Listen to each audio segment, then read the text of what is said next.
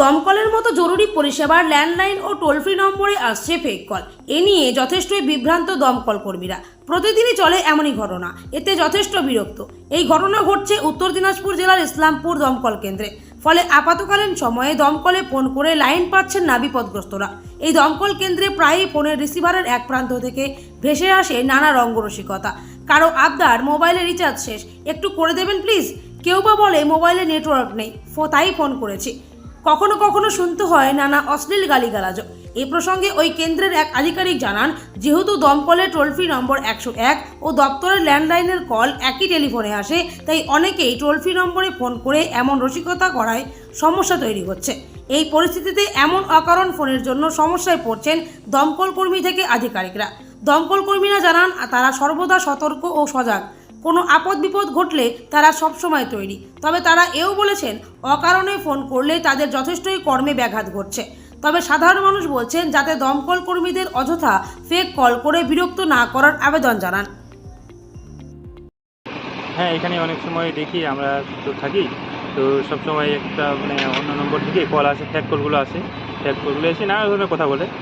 তো এটা যদি না আসে তাহলে আমাদের খুব সুবিধা হয়। কারণ আমরা বুঝতে পারি না কোনো সময় যে কে কী বলছে। ফায়ার ব্রিগেডে ফোন আমরা যখনই কল আসে তখনই তো আমরা ভাবি যে কোনো ইমার্জেন্সি হয়েছে। এবার এরকম যদি কেউ চেষ্টা করে তাহলে তো আমাদের তো একটা অবশ্যই খারাপ লাগে। এর ফলে কতটা সমস্যা হয়? না, এখানে এরকম ফেক করে তো খুব সমস্যা হয়। ফেক করে বলতে, যখন আমরা ডিউটিতে থাকি তখন যদি আমরা হয়তো অ্যাক্টিভ থাকি, কেউ ফেক করলে হয়তো এই করলো, তখন আমাদের খারাপ লাগে যে না, একটা ইমার্জেন্সি সার্ভিসে এরকম কল আসে বারবার। তো এটা আমাদের ঊর্ধ্বতন কর্তৃপক্ষকে জানাননি বিষয়টা? আমাদের স্যারকে তো জানিয়েছি, যে ওসি সাহেব আছে, অপূর্ব স্যার, ওনাকে জানানো হয়েছে। তো জনসাধারণ উদ্দেশ্যে কী বলতে চান? জনসাধারণ বলবো যে আপনারা দয়া করে ইমার্জেন্সি সার্ভিসে ফেক কল দিবেন না। ইমার্জেন্সি হলে সবসময় ফোন করেন, আমরা অ্যাভেলেবল আছি। যখনই ফোন করবেন আমরা পৌঁছে যাবো। স্যার, আপনার নাম, কোন পদে আছে? আমার নাম রোশন আলম, সাব অফিসার, ইসলামপুর। ব্যাপারটা আমি শুনছি প্রায় সে ঘটনা এটা, যে ফায়ার ব্রিগেডে ফোন করলে বিজি দেখায়। বিজি দেখার কারণ হচ্ছে অনেকে অবাঞ্ছিত কল ঢুকে পড়ছে। এখন প্রায় সে লোকের হাতে মোবাইল, বাচ্চাদের হাতে মোবাইল দিয়ে দিচ্ছে, প্রায় সে কল ফায়ার ব্রিগেডে লাগিয়ে দিচ্ছে। সেক্ষেত্রে বিজি দেখাচ্ছে।